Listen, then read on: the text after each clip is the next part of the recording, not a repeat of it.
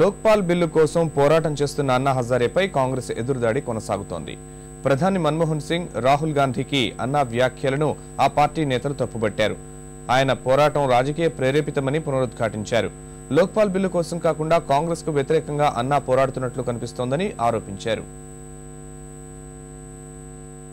పటిష్ట లోక్పాల్ బిల్లు కోసం ఉద్యమిస్తున్న గాంధీవాది అన్నా హజారేపై కాంగ్రెస్ నేతలు మరోసారి విరుచుకుపడ్డారు. పార్లమెంట్ ముందున్న లోక్పాల్ బిల్లు తుది రూపం చూడకుండానే దీక్షలు చేపట్టడం అవగాహన రాహిత్యమని విమర్శించారు. ఇది పార్లమెంటరీ వ్యవస్థతో పాటు రాజకీయ వ్యవస్థను అవమానించేలా ఉందని కాంగ్రెస్ అధికార ప్రతినిధి రషీద్ అల్వి అన్నారు. అన్నా బృందం తీరుపై సీనియర్ నేత దిగ్విజయ్ సింగ్ మరోసారి మండిపడ్డారు.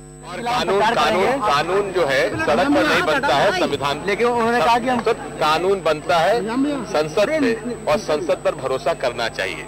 ప్రధాని మన్మోహన్ సింగ్, రాహుల్ గాంధీని ఉద్దేశించి అన్నా హజారే చేసిన వ్యాఖ్యలను ఆ పార్టీ నేతలు ఖండించారు. లోక్పాల్ బిల్లు కోసం కాకుండా కాంగ్రెస్ కు వ్యతిరేకంగా ఆయన పోరాటం చేస్తున్నారని మండిపడ్డారు. ఇదంతా రాజకీయ ప్రేరేపితమని ఆరోపించారు. राहुल जी ने मुझसे कहा है और कुछ मत करो, एक सशक्त लोकपाल बिल ले आओ. ठीक है, अब हम सब झूठे हैं. जितने लोग चुने गए हैं, जितने लोग सरकार चला रहे हैं, जिनकी एक पुरानी परंपरा इस देश में है, वो सब झूठे हैं. अगर हम झूठे हैं तो हम लोगों को इस देश से बाहर निकाल दो. लेकिन प्रधानमंत्री अगर नई परंपरा है, अगर परंपरा नहीं है तो जो ये परंपरा नहीं जानते हैं उनको सिखाओ, समझाओ. जहाँ तक सोनिया गांधी और राहुल गांधी पे आरोप है, मुझे लगता कि बात बिल्कुल उचित नहीं है. सोनिया गांधी को कहना को करप्शन को बढ़ावा दे रही है, करप्शन पे चुप बैठी है, ये बात सरासर झूठ है. ये लोकपाल की बात किसने शुरू की?